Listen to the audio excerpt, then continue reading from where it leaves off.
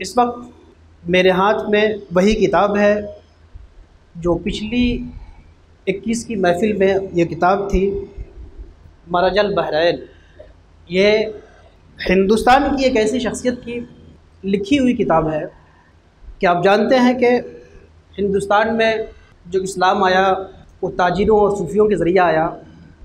اس کے بعد جو علم آیا یہ ایران کے واسطے سے ماوراء النہر سے آیا، جہاں پہ حنفی فقہا کا دورہ تھا۔ اس لیے جو علم ہندوستان میں آیا حنفی فقہا کا تھا، حنفیت کا تھا اور فقہ کا تھا۔ اس کے بعد مغل عہد میں پھر ایران سے جب اہل تشیع کے ساتھ روابط بڑھے تو علم کا ایک دوسرا جھونکا آیا، معقولات کا، اور پھر فلسفے کا چلن ہوا، فلسفہ عام ہوا۔ لیکن اب تک ہندوستان میں علم حدیث کا صحیح معنوں میں چرچا نہیں ہو پایا تھا، اور علم حدیث کا غلغلہ اور اشاعت عام نہیں ہوا تھا۔ یہ عظیم کام اشاعت حدیث اور علم حدیث حضرت شیخ عبدالحق محدث دہلوی رحمۃ اللہ تعالیٰ علیہ کے واسطے سے ہندوستان میں بڑے پیمانے پہ انجام پایا۔ شیخ کی خاصیت یہ تھی کہ آپ خاندانی طور پہ ایک صوفی واسطے سے، صوفی سلسلے سے وابستہ تھے۔ آپ کا سلسلہ قادری تھا۔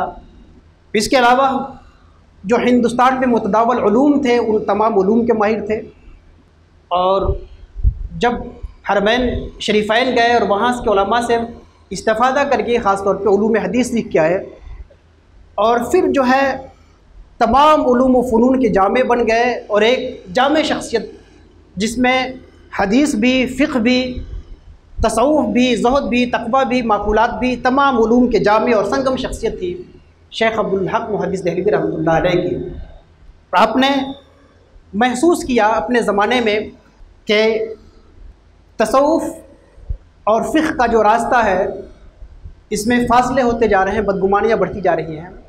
انہی بدگمانیوں کو دور کرنے کے لیے اور فقہا کو صوفی بنانے کے لیے اور صوفیہ کو فقیہ بنانے کے لیے اس کتاب کو آپ نے تصنیف کی۔ یہ بڑی عظیم کتاب ہے، اور اس کی خاصیت یہ بھی ہے کہ ہمارے پیر و مرشد کی محبوب ترین کتابوں میں سے ایک کتاب ہے۔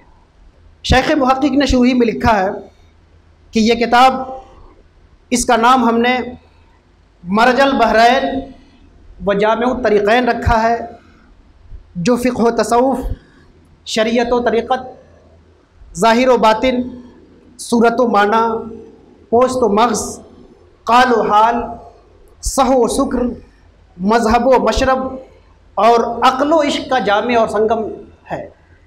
آپ نے کہا کہ ہم اس کتاب کا نام صراط مستقیم اور طریق قویم بھی رکھتے ہیں۔ یہ سیدھا راستہ ہے، جس صراط مستقیم کی ہم 5 وقت نماز میں دعا کرتے ہیں، اس کو مختصر اور جامع انداز میں اگر سمجھنا ہے تو یہ صراط مستقیم کی وضاحت کرنے والی کتاب ہے۔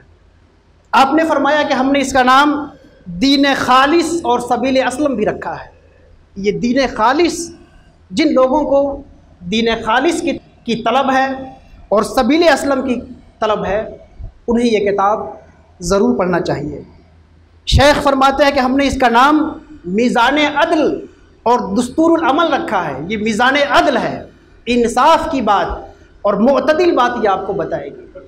ہمارے شیخ کی زمانے سے خواہش تھی، اس کا ترجمہ مارکیٹ میں موجود تھا، لیکن حضرت مرشد اس ترجمے سے مطمئن نہیں تھے اور چاہتے تھے کہ موجودہ اردو میں سلیس اور رامہ دمہ عام فہم ترجمہ ہو، جس سے علماء بھی استفادہ کریں اور علماء کی صحبتوں میں بیٹھنے والے عوام بھی استفادہ کریں اور عام اہل محبت بھی استفادہ کریں۔ چنانچہ یہ کتاب اردو کے قالب میں خوبصورت سلیس ترجمے کے ساتھ، مولانا حماد رضا مصباحی کے ترجمے کے ساتھ یہ کتاب آ گئی۔ اور لاک ڈاؤن میں جب پوری دنیا پریشان تھی، حضرت مرشد گرامی نے اپنے علماء کو علمی کاموں پہ لگا دیا تھا کہ کتابیں لکھو اور کتابوں کے ترجمے کرو۔ وہ اہم کام ہوئے، تو لاک ڈاؤن کا جو ایک اعتکاف تھا، ایک خلوت تھی، اس میں یہ کام ہوا، یہ کتاب آئی، اور حضرت شیخ اس کتاب کی اشاعت کے بعد بھی مسلسل درس دے رہے ہیں، پڑھا رہے ہیں لوگوں کو، اپنی صحبت میں بیٹھنے والوں کو۔ اور آپ سب سے گزارش ہے کہ آپ حضرات اس کی شرح و بیان حضرت شیخ کی محفل میں بھی سنیے، اس کو خریدیے، خرید کے لے جائیے اور ایک ایک سبق اس کا اپنے خلوت قدوں میں اپنے گھروں میں رکھ کے پڑھیں، اور جو حضرات خود سے نہیں پڑھ سکتے، جن کی اردو اچھی نہیں ہے، جو اردو اچھے سے نہیں پڑھ سکتے، ان کی ذمہ داری ہے کہ وہ بھی خریدیں اور اپنے پاس اپنے اطراف میں علماء کی خدمت میں نظر کریں یہ کتاب، علماء سے پڑھوا کے سنیں اور اس کا فیض خود بھی حاصل کریں۔